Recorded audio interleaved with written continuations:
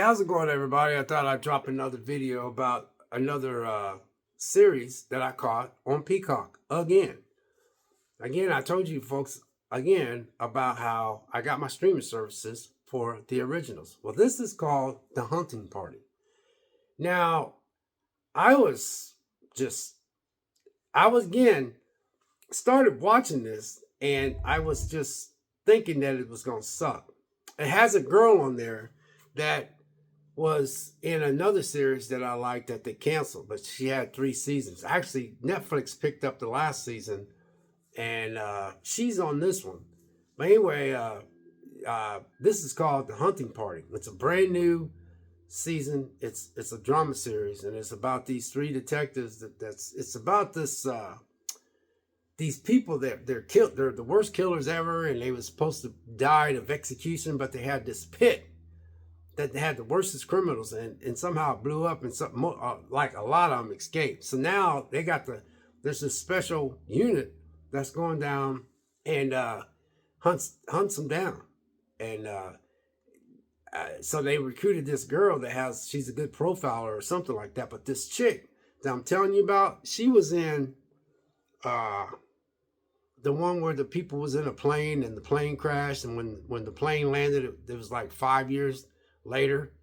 I can't think of the name, but that chick's in this. And this, I said, wow, that girl's in this. This is what I said to myself. So I started watching the first episode. Now I'm on episode 5 because I've been watching another series called Poker Face. It's also on Peacock. But this one here is just, the episodes are not very long. You got, they're 42 minutes, 42 minutes, 42. They're all 42 minutes. Every dag one of them is 42 minutes. So you ain't got that much time. But what gets me is when you watch this, it's very well done. It gets right to the point. There's no dragging. There's no nothing. This is some good stuff. So I'm just telling y'all out there that there is stuff out there that you can watch that is original. This is called The Hunting Party. And The Hunting Party. And it is I'll read the plot synopsis. It says, when the nation's worst serial killers escape from a secret prison, one team must track them down. And the girl that is in it is Melissa Roxburgh. And I think Josh McKenzie, he was in I forgot. He was in that movie called, he was in that series called Revenge, but he was a little younger then. They're not that old anyway, but I'm just saying they were much younger then.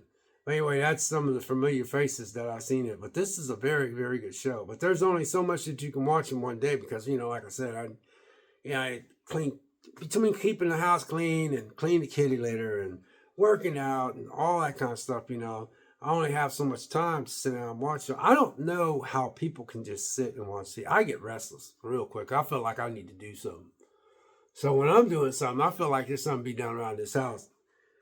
I'll shut it off and I'll put on a Bigfoot series, something that's got Chasing Bigfoot. That's another show. I'll play it on the background while I house clean. Or I might listen to something on YouTube like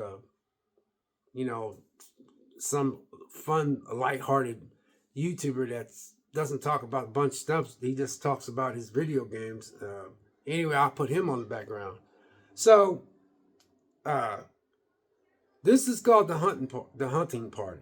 And like I said, this is something that y'all should try to watch. I think there'll be some of y'all out there that will really, really enjoy this, man. And like I said, y'all, I just uploaded a video about the Poker Face. I got streaming services for their originals. This is why I like Peacock. This is why I like Shudder. This is why I like Netflix. This is why I like HBO Max. Because HBO Max is going back to their original name. It's not going to be called Max no more. They're going back to their original name. It's called HBO Max. That's what they're going back to because they said they realized it. Because see, I like HBO Max. I always like HBO Max because they had very, very top-notch quality content. And I told y'all in previous videos that I like streaming services for their originals. For their originals. They have a movie that you have physically. If you see that they have it, it's just a perk. But if you're so hell bent on preserving physical copies, you don't like what streaming services are doing, you need to go out and buy the physical and have it in a library. You don't have to go out and buy walls and walls of movies. Buy stuff that you like and then keep it. And then if you look and say, oh, there's that physical copy I bought 3 months ago, and if you watch it and you see they cut some stuff out, then you'd be like, well, my physical copy. Then you'll say, oh, okay. That's what I'm talking about. But far as the originals, these streaming companies are pumping out a lot of good originals. Here's something I did real quick. When I used to have cable, I used to pay 110, anywhere between 110 a month to 140 a month. At one time, I was dropping 160 for cable back in the day. And a lot of y'all was doing the same thing. I'm talking back in the day before the internet took over for the streaming services. Streaming services took off during COVID. But when people started realizing it all started with Hulu Plus. Netflix has always been off to itself. I hate when people try to put Netflix in the mix because Netflix has always been Netflix. I think that is the dumbest thing when they put Netflix in the mix. Netflix has always been Netflix. Everybody's trying to become a Netflix. And that's what I just want to say. I said, why are you talking about Netflix when Netflix was always Netflix? That's what they do. They even seen the writing on the wall. They started like, oh, holy crap. So that's why Netflix started really working on their original content. They got to jump on it. That's why Netflix is doing good. I have no problem with Netflix at all. But I just don't understand why people put Netflix in the mix when Netflix was always Netflix. I remember when we used to start watching shows, a guy told me at work years back before all this started, all the streaming services and all this stuff, we started watching all the stuff on our famous streaming service. He said, hey, man, if you get Hulu Plus, he says, you can watch that show the day after it airs. I said, really? He goes, yeah. I said, what's it called? He said, Hulu Plus. That's before Disney got their dirty paws in it. Disney always had, it used to be Comcast and Disney, but Disney, Comcast is letting Disney have it. I was hoping Comcast would just take it over. But anyway, Disney got their dirty paws in, so now they got it hooked up to their Disney platform. But anyway, I said, Hulu Plus. He said, yeah. So this is a little story. So I was like, all right, this has been years back. So I got Hulu Plus. And I was like, oh my goodness, man. I was like, wow, man. I said, they had a show called Grimm.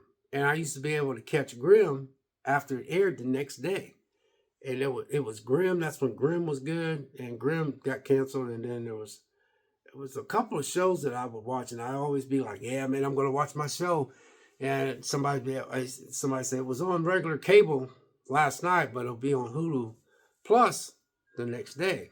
But then, we had fast forward, you had all these streaming services trying to, you had the COVID thing, and then you had everybody's locked down, and, the video, video games and gaming machines and streaming services, and they all jumped on that bandwagon and stuff. And that's how to me, that's how this all came about. So, but the point I'm making here is like, this is called The Hunting Party. This is on Peacock. This is another original. But the point that I'm making is I also did something else. If you're staying with me, is that when I used to pay 110 to 120 to 140 to 160, I think the most I paid for cable was like 180. And that was a lot of money for cable. I used to ask people at work how much they was paying for cable. That's when cable had their little phone bundle and all that, and the internet, and you get this many channels. And I remember when people started complaining, like, man, I'm dropping all this money on cable and I'm not watching half these channels. And that's another thing that these streaming services cut out. These streaming services cut a lot of that crap out. Yeah, everybody complaining about them jacking up the prices. At the end of the day, if they keep jacking up, you could just always quit. You can always quit. Ain't nobody making you stay on these platforms. These streaming services get too much, I could just hit cancel. It's as simple as that.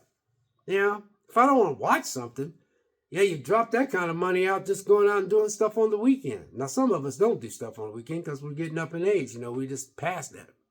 But when some people, I don't eat out. I cook.